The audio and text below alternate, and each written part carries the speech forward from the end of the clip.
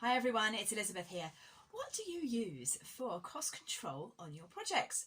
Well, for me, I use a number of different tools to control the costs on my projects, and I'm going to share 3 of them, and if we've got enough time, a bonus tip as well. So the first thing I do to control costs is use the cost estimates. So hopefully you are preparing cost estimates for your project based on however you do estimating within your organisation. For me, I tend to rely on a lot of professional judgment and looking back over past projects to see what similar activities cost back in the future, using those to predict ongoing costs going forward. But however you do it, that's fine. And in the beginning stages, your cost control on your project is really around estimating because you haven't spent any money yet. So we are forecasting and putting that information together.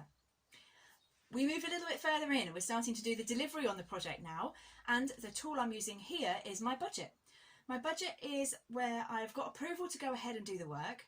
I'm turning those estimates into a spreadsheet where I can track what's being spent, actuals against forecasted, and make sure that I'm tracking monthly against what is happening on the project.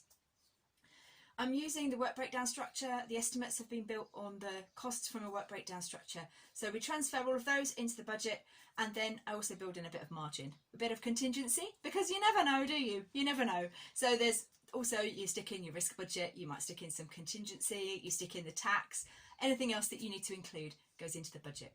So that's the next step for our cost control tools in the life cycle.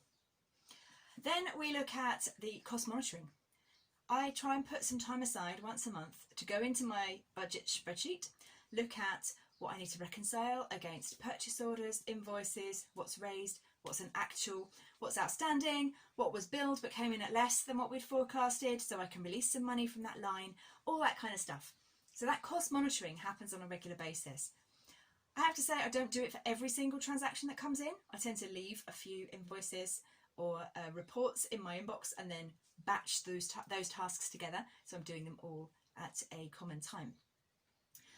So those 3 tools will get you a lot of the way with cost control. But there's one extra thing that you can do at the end of the project, and that is a financial evaluation. At the end of the project, you can look at the cost performance, the budget performance. How did you do? You're looking at your baselines for your budget, baseline for cost against the estimates, right through to what you actually spent at the point of project closure.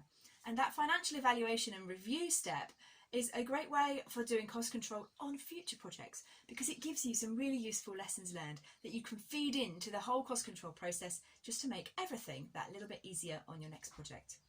So, cost estimates, budget, cost monitoring, financial evaluation, 4 things that you can use on your project to do cost control.